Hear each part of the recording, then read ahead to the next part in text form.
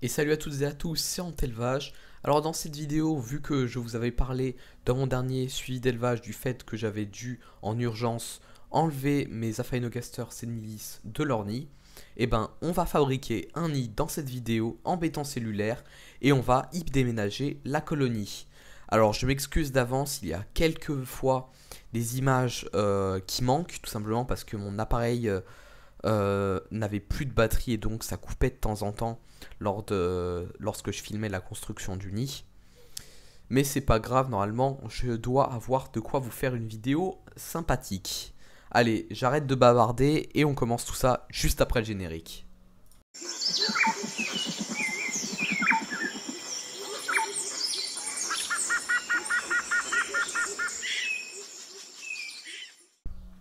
Donc là, comme première étape, on va bien sûr prendre notre bloc de béton cellulaire et commencer à, au crayon à papier, dessiner les contours de notre bloc et les différentes salles et endroits dans lesquels on va creuser ensuite.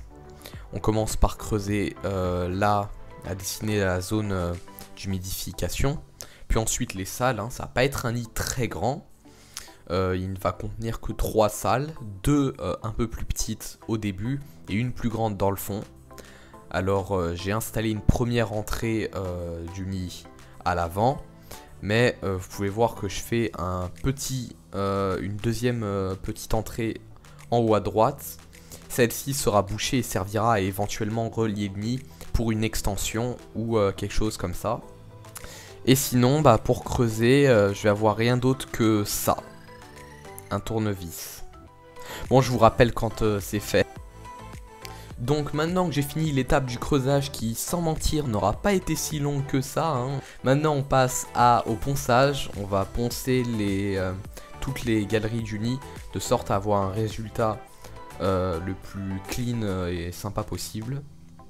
Ensuite, on va pas oublier de passer un coup d'aspirateur histoire d'aspirer toutes les petites particules de béton cellulaire qui resteraient dans le nid, parce que ces particules risquent d'être dérangeantes par la suite. Maintenant que le ponçage de ce nid est fini, nous allons pouvoir passer au blindage. Alors je vais utiliser pour le blinder du mortier colle que je vais tout simplement appliquer sur les galeries de mon nid à l'aide d'un pinceau. Alors rien de spécial à ce sujet, si ce n'est que j'ai pas eu beaucoup d'images pour filmer ça malheureusement. Vous pouvez voir ici le résultat final. Maintenant qu'on a laissé sécher ça, ce qui a duré relativement peu de temps, on va passer au collage. On va coller une vitre en plexiglas sur le nid. J'ai collé ça avec de la colle de pistolet à colle. Alors je sais qu'en général les gens le font plus avec du silicone pour aquarium, mais moi de 1 je n'en avais pas, et de 2 l'inconvénient du silicone pour aquarium c'est que c'est très difficile à enlever une fois que tout est collé. Là la colle de pistolet à colle est certes moins résistante, mais au moins je pourrais plus facilement l'enlever si un jour je dois par exemple nettoyer les galeries du nid après avoir fait déménager les fourmis. Maintenant que cette construction de nid était achevée, je l'ai laissé reposer pendant quelques jours, histoire de vérifier, d'être sûr que toutes les vapeurs toxiques qu'aurait pu dégager la construction de celui-ci se soient évaporées, et qu'il n'y ait plus de risque pour les fourmis.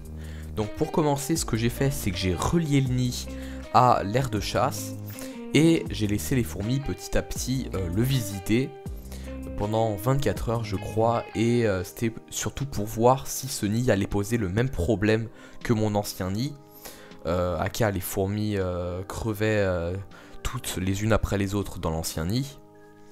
Donc après 24 heures, vu que je n'observais aucune fourmi avec un comportement étrange qui semblait malade, ni aucune fourmi morte, alors qu'il y en avait plusieurs qui avaient fait un bon nombre, qui avaient fait l'aller-retour entre l'aire de chasse et le nid, je me dis que c'est bon, on va pouvoir commencer à déménager les fourmis.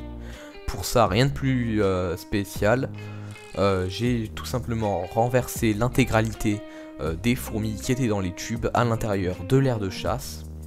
D'ailleurs, j'avais peur que les mâles ne tentent de s'envoler et de quitter le nid, parce que cette fois-ci, ben, j'avais laissé l'aire de chasse ouverte pour déranger les fourmis et les inciter à déménager. Mais j'ai trouvé une petite astuce. Il suffit tout simplement de prendre un ventilateur et de laisser le vent tourner assez fort, mais sans abuser non plus, au-dessus de l'aire de chasse. Les mâles sentent qu'il y a du vent et ne tentent pas de décoller. Je ne sais pas si cette technique est viable sur le long terme, mais bon, pour le temps du déménagement, ça a marché. Je n'ai aucun mâle qui s'est enfui. Et donc voilà, mes fourmis sont bien installées dans leur nouveau nid. Ça fait maintenant plusieurs jours qu'elles y sont.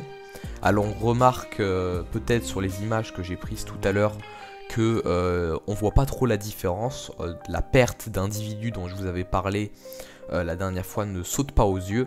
Ça c'est tout simplement dû au fait que le gros du couvain que vous aviez pu voir dans la vidéo unboxing a éclos. Ça a remplacé les pertes. Par contre, j'ai quasiment plus de couvain, mais je ne m'inquiète pas tant que ça car la reine vient de pondre une énorme grappe d'œufs qui n'attend plus qu'à éclore. Sur ce, cette vidéo touche à sa fin, j'espère qu'elle t'aura plu. Si c'est le cas, tu peux me le faire savoir en lâchant ton petit pouce bleu. Et si tu découvres ma chaîne YouTube, tu peux t'y abonner en n'oubliant pas d'activer la cloche des notifications pour rester informé de quand je sors du contenu sur les fourmis. Et sinon, je te dis ciao et à une prochaine vidéo.